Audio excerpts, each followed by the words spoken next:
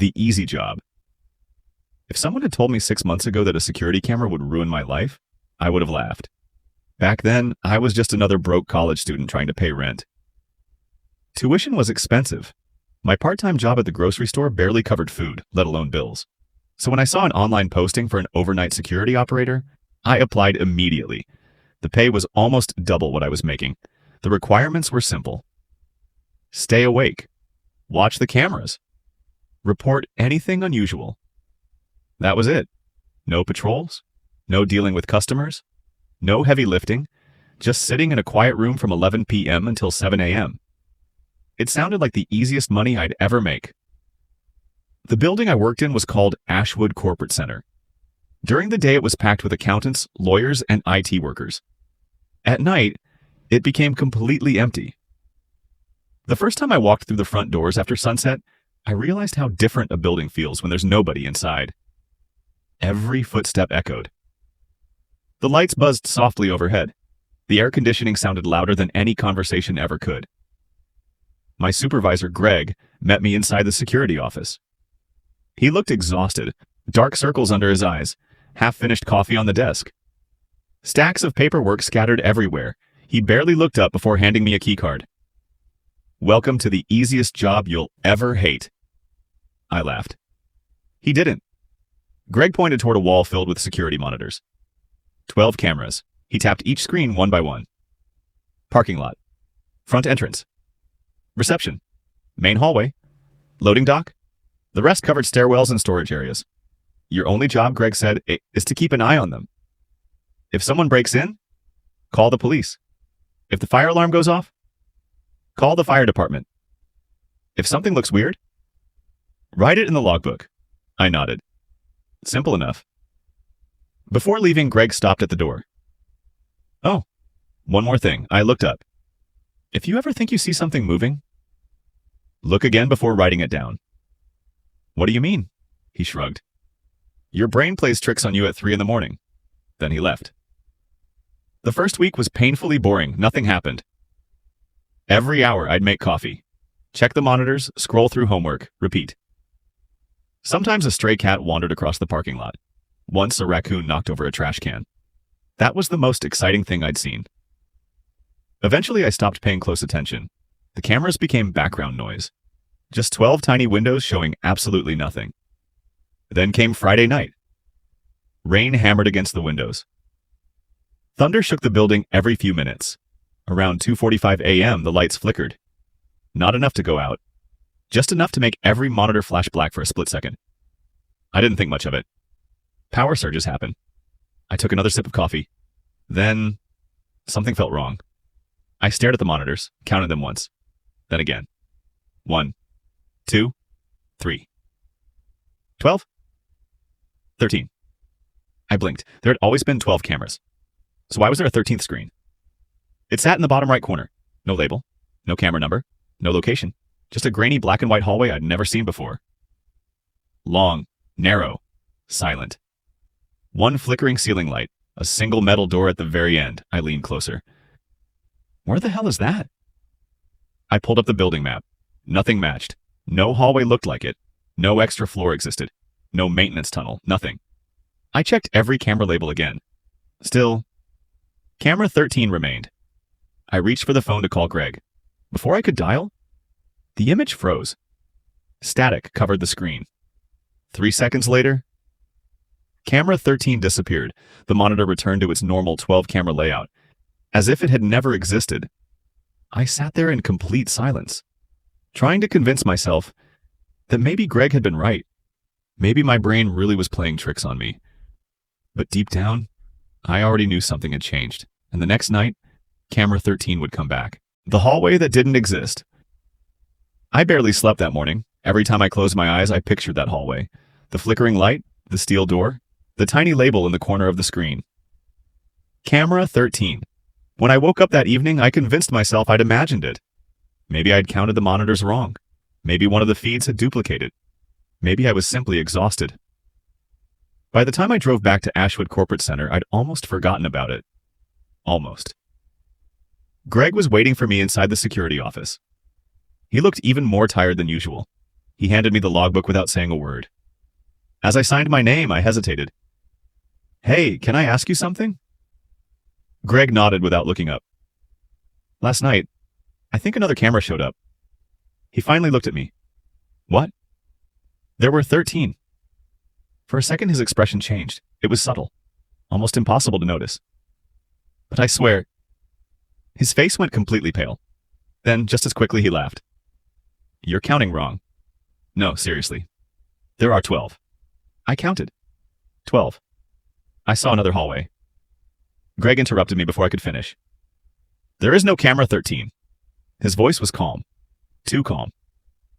As long as you remember that, you'll be fine. He grabbed his jacket and walked out. Before the door closed, he stopped.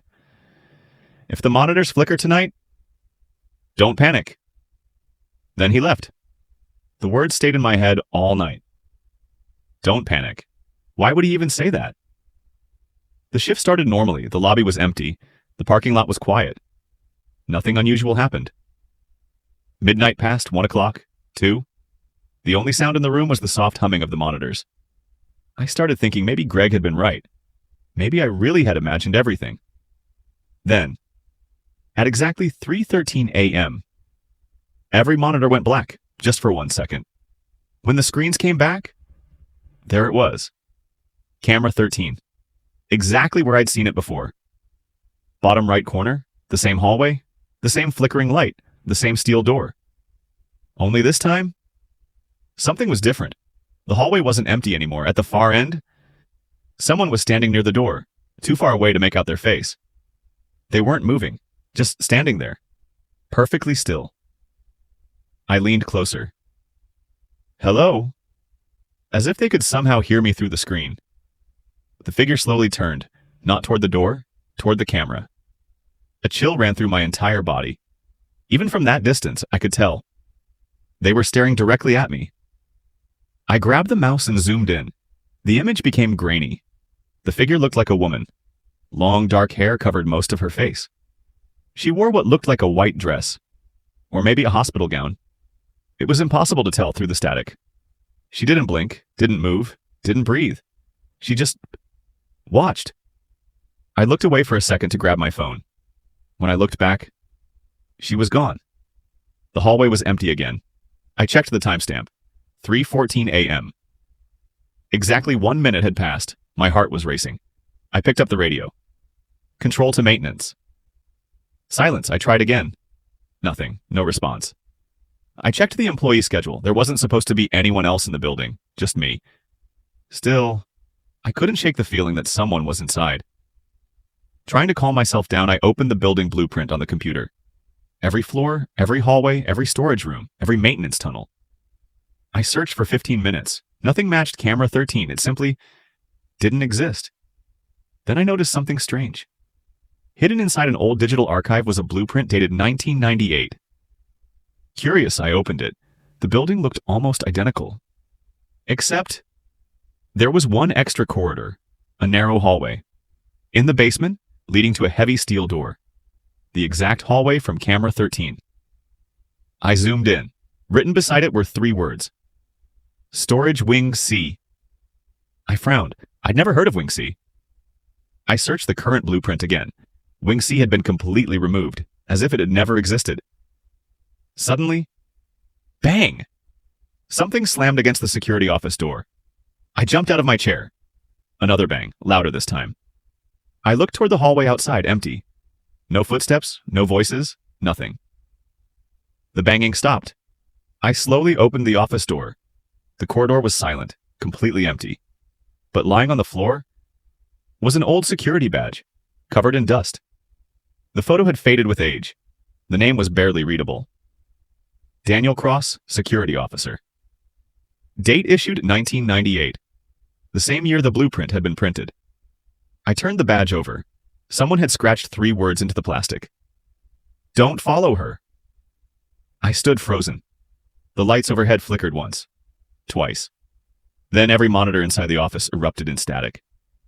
I rushed back to the desk. Camera 13 filled the screen. The woman was back, but this time, she wasn't standing at the end of the hallway. She was halfway down it. Slowly, walking toward the camera, walking toward the missing guard. I couldn't move. The woman on camera 13 wasn't walking fast. She didn't need to. Every step was slow, deliberate, almost graceful. The flickering lights above her cast long shadows across the hallway. Her face remained hidden behind strands of dark hair. One step, another, then another. I watched the distance between her and the camera shrink. My instinct screamed at me to look away. Instead, I kept watching. The monitor suddenly flashed. For less than a second, the image disappeared into static. When it returned, she had moved several feet closer. Far more than she should have. It wasn't possible. She hadn't walked that far. It was as if she'd simply skipped forward. My mouth went dry. I glanced at the timestamp. 3:15 a.m. Only 2 minutes had passed since camera 13 appeared. The office phone rang. I nearly jumped out of my chair.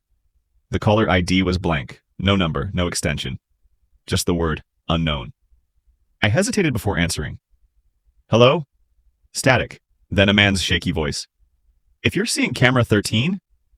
My heart stopped. Don't let her reach the end. The line crackled violently. I tried to speak. Who is this? You still have time. Who are you? The man ignored my question. She only moves when someone watches. A loud burst of static drowned out his voice. Then, the call ended. I immediately tried calling the number back. Nothing. No record of the call even existed. It was as if it had never happened. I looked down at the dusty security badge I'd found earlier. Daniel Cross, the missing security guard from 1998. An idea crossed my mind. The security office had shelves filled with old employee files. If Daniel had worked here, there had to be a record. I searched through dusty folders for nearly 20 minutes. Finally, I found one. Employee file number 114. Daniel Cross, night security. Hired, April 1998. Status. The page stopped me cold. Missing. Not resigned. Not terminated. Missing. Inside the folder were incident reports. Most were routine. Broken locks, power outages, false alarms. But toward the back, the reports became strange.